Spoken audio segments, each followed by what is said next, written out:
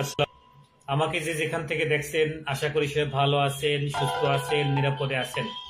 আমি কথা বলছি এইচ.এম. জসিমউদ্দিন চাঁদ, প্রোপাইটার চাঁদ ট্রাভেলস।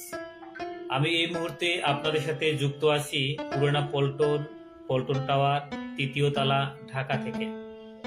আপনারা যারা আমাকে জানেন, চিনেন, আমি ট্রাভেল এজেন্সি বা শ্রম খাতের একজন ব্যবসায়ী।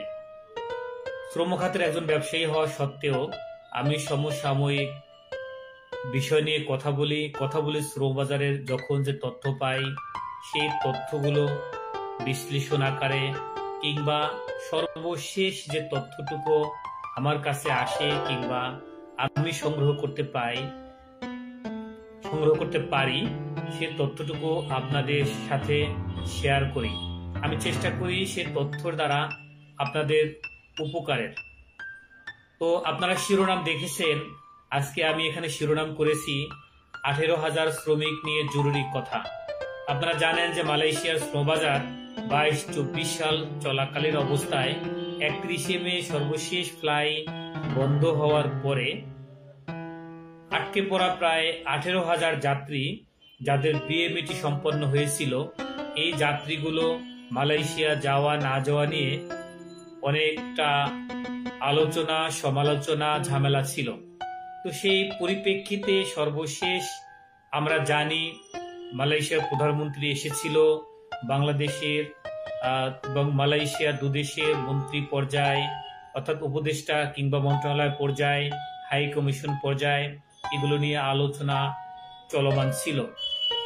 সর্বশেষ আমরা জানি যে 26শে ডিসেম্বর মন্ত্রণালয় থেকে চিঠির মাধ্যমে কত শ্রমিক যেতে আগ্রহী বা যায়নি বা যেতে পারবে, এই আগ্রহগুলো, এই কথাগুলো নিয়ে অনেক আলোচনা হয়েছিল এবং মন্ত্রণালয় সেই চিঠির পরিপ্রেক্ষিতে এজেন্সিগুলো তাদের লিস্ট দিয়ে দিয়েছে।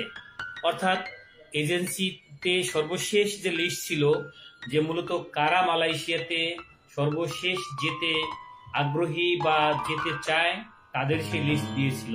কিন্তু আপনারা জানেন যে এই 18,000-এর যে লিস্ট ছিল, সেখান থেকে অনেক যাত্রী এই মালয়েশিয়াতে কোনো না কোনো ভাবে চলে গেছে এবং অনেক যাত্রী যারা মালয়েশিয়া ছাড়াও অন্য কোনো দেশে চলে গেছে কিংবা অনেকেই বিদেশ যাবে না বা কোনো কারণেই যাওয়া হবে না, সেই পরিপ্রেক্ষিতে তারা তাদের টাকা পয়সা এজেন্সি থেকে কিংবা তারা যে মাধ্যম হয়ে কাজ করেছিল সেখান থেকে তুলে নিছে।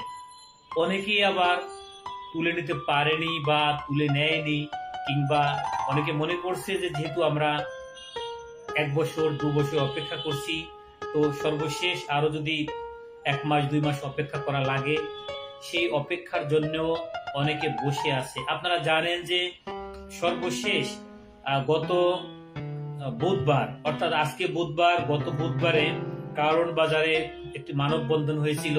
সেই মানববন্ধনে আমি নিজেও উপস্থিত ছিলাম।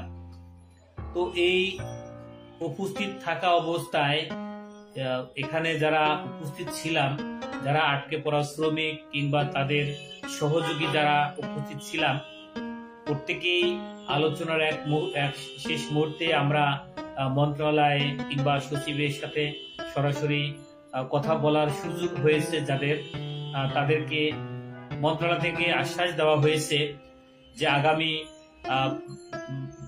মার্চ এপ্রিল নাগাদ এই লোকগুলো দেওয়া শুরু করবে।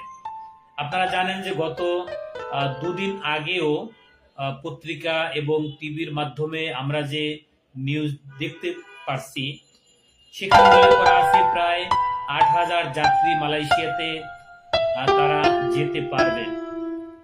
এখন অনেকেরই প্রশ্ন যে এই 8,000 যাত্রী আসলে কিসের পরিপ্রেক্ষিতে মন্ত্রণালয় থেকে এই সংখ্যাটা নির্ধারণ করা হইল। আমি পূর্বেই বলে গেছি যে যদি 18,000 যাত্রী মালয়েশিয়া যেতে বাকি থাকে, যাওয়া 18,000 যাত্রী, এই 18,000 যাত্রীর মধ্যে মালয়েশিয়া বাদে অন্যান্য দেশে কিংবা টাকা ফেরত নেওয়া, এই অঙ্কটা অনেক বড়। পাশাপাশি মালয়েশিয়াতে যে কোম্পানিগুলো কাজ করছে গেছে, ধরি 500 কোম্পানিতে লোক গেছে বাংলাদেশ থেকে। এই 500 কোম্পানির বহু কোম্পানিতে লোক যাওয়ার পরে তাদের সাথে ডিমান্ড লেটারে যে চুক্তি ছিল, সুযোগ সুবিধা, রক্ষণাবেক্ষণ, বেতন ভাতা, থাকা খাওয়া, চলাফেরা, আনুষঙ্গিক সব দিক দিয়ে যে কোম্পানি হুবহু কাজ করতে পারে নাই, যার বিপরীতে অনেক কোম্পানির বিরুদ্ধেই শ্রমিক অভিযোগ করেছে, অভিযোগ করার পরিপ্রেক্ষিতে সে কোম্পানিগুলো ব্ল্যাক লিস্টে আছে। ব্ল্যাক লিস্টে থাকার কারণে ওই ব্ল্যাক লিস্টের কোম্পানি আটকে পড়া যাত্রী অন্যান্য দেশে যারা চলে গেছে কিংবা যারা টোটালি টাকা পয়সা নিয়ে ফেরত গেছে, এই টোটাল পার্ট বাদ দিয়ে সর্বশেষ যে সংখ্যাটা ছিল সেটা 8,000-এর কাছাকাছি। এই সংখ্যাটা মন্ত্রণালয় থেকে মালয়েশিয়াতে পাঠানো এবং দু দেশের হাই কমিশন, দু দেশের মন্ত্রণালয় এবং এজেন্সি থেকে আপনার কোম্পানি যারা লোক নিবে বা যাদের কোম্পানিতে পোস্টিং হয়েছিল, এরা উভয়ে পর্যালোচনা ইতিমধ্যে শুরু হয়েছে, আপনারা জানেন। কিন্তু আপনারা একটা ব্যাপারে বুঝতে হবে যে কাজ শুরু হওয়া মানেই যে লোকগুলো আগামীকালকে চলে যাবে, ব্যাপারটা এমন না। কারণ এই লোকগুলো মেডিকেল হওয়ার পরে যেভাবে নতুন করে কার্যক্রম হয়েছিল, ঠিক তেমনি ভাবেই এই কাজগুলো আটকা পড়া লোকগুলো একদম প্রথম থেকেই তাদের কার্যক্রম হবে। তাদের হয়তো মেডিকেল লাগতেছে না, কিন্তু অ্যাপ্রুভাল রি-ইস্যু করা, ই ভিসা রি-ইস্যু করা, নতুন করে ম্যান করে প্রক্রিয়াটা কিভাবে হবে, এই ব্যাপারগুলো এই কাজগুলো সম্পন্ন করেই কিন্তু কাজগুলো শেষ হবে। পাশাপাশি আপনারা জানেন যে মন্ত্রণালয় থেকে একবার বলা হয়েছিল যে এই লোকগুলো যাবে বোয়েসেলের মাধ্যমে।